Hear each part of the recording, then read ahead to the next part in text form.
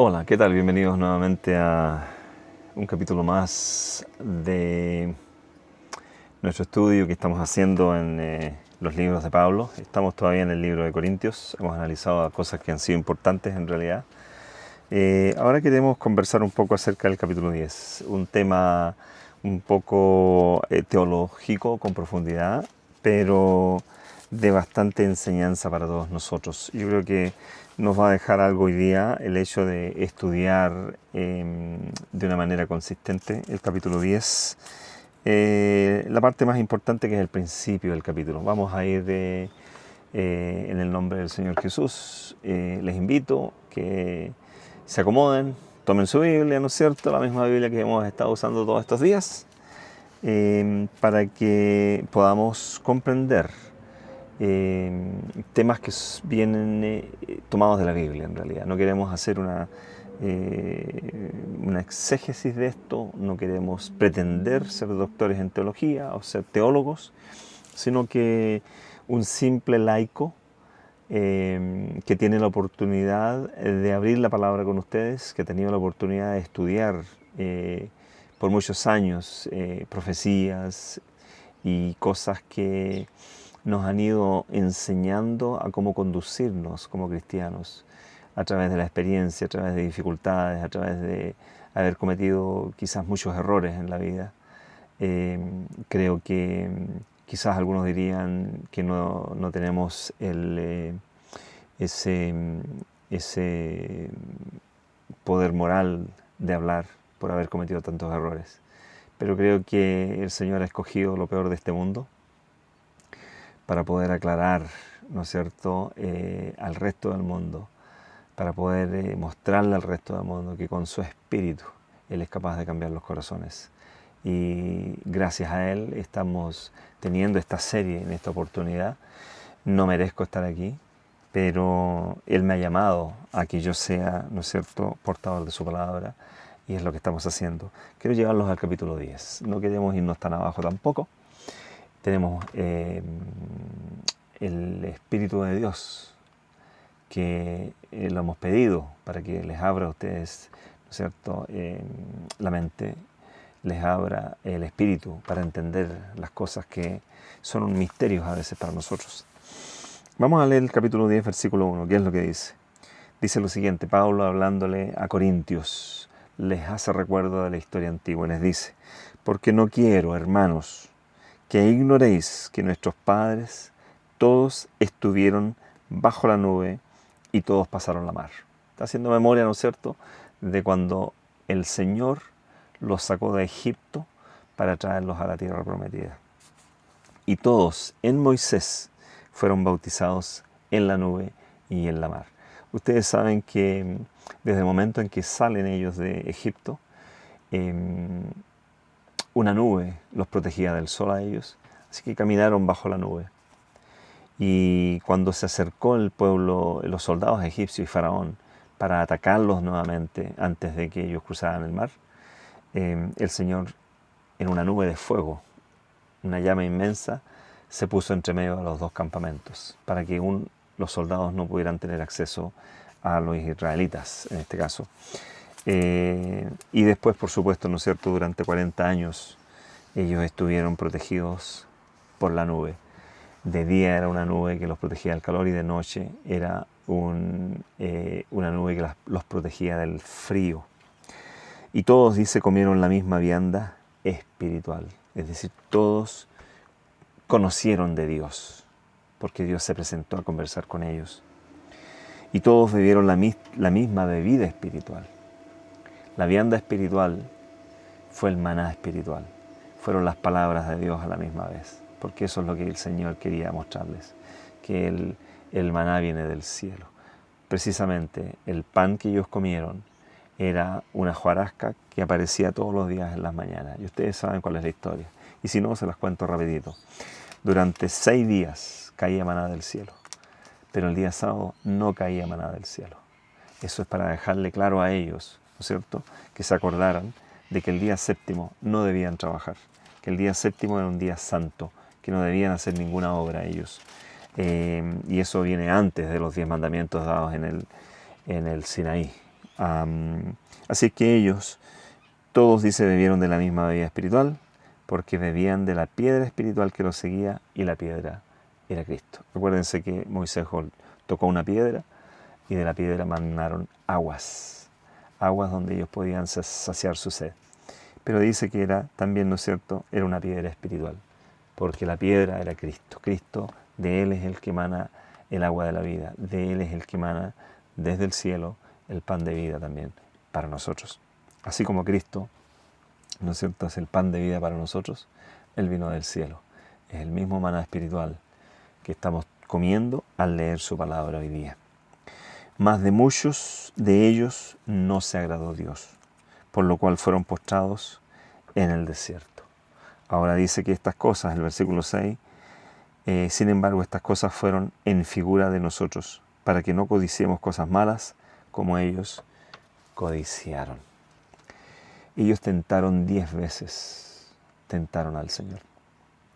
Lo tentaron en el desierto, ¿no es cierto?, conociendo que Dios era quien los libertó de Egipto, los sacó de una esclavitud física y espiritual, porque estaban sujetos a las creencias del pueblo egipcio, donde existían muchos dioses para todo. Nosotros conocemos la historia de los egipcios, ustedes conocen la historia de los egipcios, y si no, estudien un poquito la historia, porque todo lo que vamos a leer de la Biblia tiene mucha relación con la historia, porque esto está inserto dentro de la historia universal. Todo lo que ocurrió aquí, todo lo que está escrito en la Biblia, no es fantasía, no es ficción, no es un libro de poesía solamente, porque sí hay harta poesía en él. Es un libro, ¿no es cierto?, de historia, en la cual se cuenta todo lo bueno y todo lo malo por lo cual el pueblo de Dios pasó. ¿Y se cuenta para qué? Dice el versículo 6. Dice, para que sean como figura para nosotros, para que sean para nosotros una enseñanza de no volver a cometer los mismos errores que ellos cometieron. Dice que ellos no seáis, les dice Pablo ahora a los corintios. Estamos hablando de qué distancia, estamos hablando de los corintios en el año 75, el año 57, ¿no es cierto? Más o menos esa carta fue escrita. Estamos hablando de que Moisés sacó al pueblo de Israel 400 años después de Abraham, lo cual significa que son más o menos unos 2000 años, deben ser más o menos, desde que el pueblo salió desde Egipto. 1500 años probablemente, desde que el pueblo de Israel fue sacado desde Egipto. 1500 años antes que llegara, ¿no es cierto?, el Mesías a la tierra. Es decir, una buena cantidad, es 1,5 en realidad. Y le estaba enseñando que esas cosas que hicieron aquellos que estuvieron en el desierto, por favor no las hagan ustedes. ¿Y qué cosas hicieron ellos? Dice, no seáis honradores de ídolos, como algunos de ellos lo fueron, según está escrito. Sentóse el pueblo a comer y a beber, y se levantaron a jugar. ¿No es cierto? Se levantaron a hacer cosas indebidas en realidad. No es que no se pueda jugar, no es que no se pueda uno divertir, no es que uno no se pueda sanamente entretener, sino que en la palabra jugar aquí hay mucho encerrado espiritualmente. Ellos, ¿no es cierto?, posiblemente hicieron cosas que no eran aptas delante del Señor. Ni forniquemos como algunos de ellos fornicaron y cayeron en un día 23,000. Una experiencia, ¿no es cierto?, en la cual el pueblo de Dios fue tentado. Y fue tentado por un profeta que profetizaba para el enemigo, pero resulta que el Señor lo obligaba a decir las palabras verdaderas. Y él engañó al pueblo de Israel llevándole prostitución a las orillas del campamento. Y el pueblo, como estaba acostumbrado a eso, y no había hecho un pacto con Dios firme, entonces ellos, dice que fornicaron con mujeres que les trajeron de otros pueblos. Ni tentemos a Cristo como también algunos de ellos le tentaron. Qué interesante que menciona el nombre de Cristo. Era Cristo entonces el que los guiaba en la nube. Era Cristo la roca, Cristo era la nube, Cristo era el poder, Cristo está inserto, ¿no es cierto?, en todo lo que tiene que ver en el Antiguo Testamento.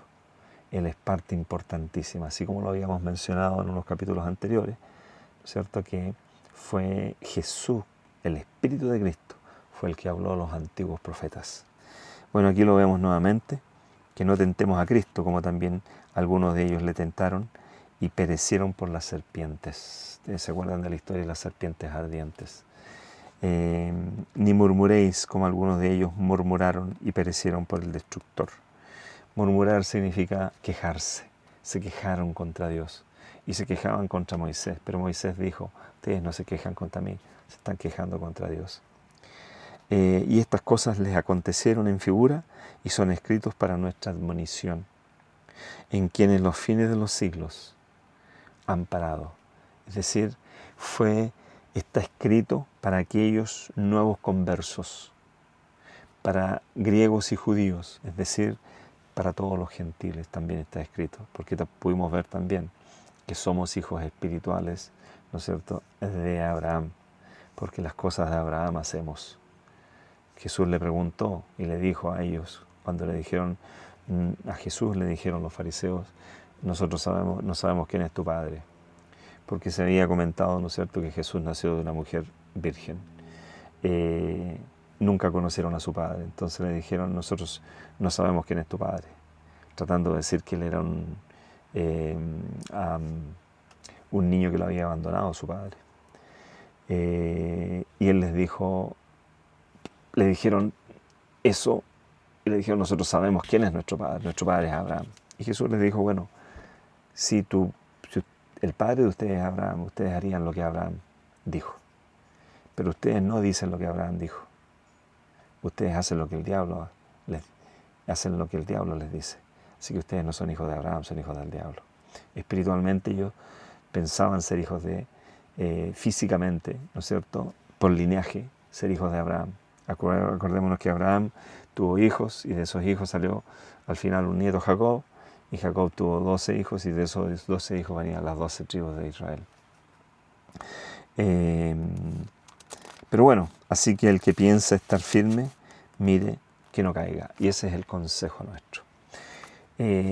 Habemos algunas personas que nos sentimos con mucha firmeza espiritual. Y esa firmeza espiritual nos hace sentir quizás un poco arrogantes en frente a situaciones. Pensamos que estamos en una altura espiritual más que otros.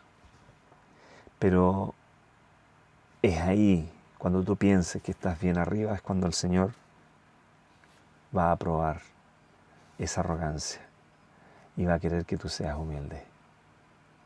Así que dice, el que piense estar firme, mire que no caiga.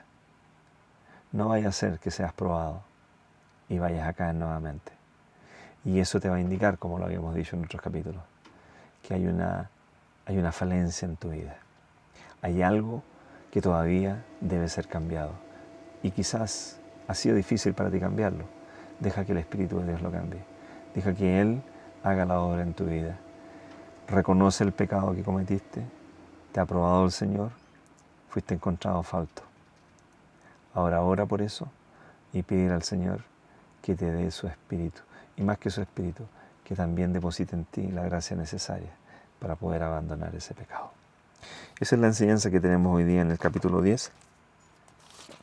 Ahí, ¿no es cierto?, Pablo les sigue aconsejando a ellos que dejen el pecado, que abandonen el pecado. No os ha tomado tentación sino humana, mas fiel es Dios, que no os dejará ser tentados más de lo que podáis llevar. Antes dará también juntamente con la tentación la salida para que podáis aguantar. Acuérdate, cuando estás siendo probado, lo importante es reconocer cuando estás siendo probado. Hemos pasado por diferentes situaciones en nuestra vida. En este momento estamos pasando por una situación quizás un poco compleja en mi vida. Pero yo he reconocido que esta es una situación compleja y le he orado al Señor por ella, para que Él me dé calma, para que el estrés, ¿no es cierto?, no sea lo que me haga flaquear y el poder, ¿no es cierto?, superar esta prueba con la ayuda del Señor. Así como yo he arrodillado y he pedido al Señor esto, también te ruego que tú lo hagas. Este capítulo es importante para que nosotros reconozcamos que no volvamos a cometer los errores que el pueblo antiguamente cometió. Los ídolos están por todos lados en el mundo de hoy. Tengamos cuidados. No nos sintamos que estamos, ¿no es cierto?, siendo elevados y que somos personas elevadas y que somos personas... El Señor requiere de nosotros que seamos humildes. El estudio de esta semana, en algunos libros, está hablando acerca de la humildad en contra de la arrogancia. Miremos la vida de Moisés, que fue una persona, ¿no es cierto?, muy humilde. Ahora, que el Señor nos ayude, que el Señor nos dé su paz, que el Señor nos dé su gracia y su espíritu, para que podamos caminar en los pasos del Señor. Nos vemos en la próxima. Te dejo con una bendición de parte del Señor Jesús. He orado por ustedes que están mirando, he orado para que el Señor pueda hacer en ustedes el cambio que ustedes necesitan y que yo en mi vida también necesito, porque todos estamos envueltos en los mismos problemas.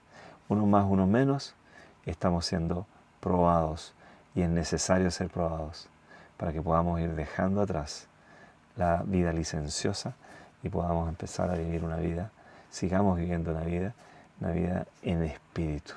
Que el Señor les bendiga, nos vemos la próxima. Adiós, que estén bien.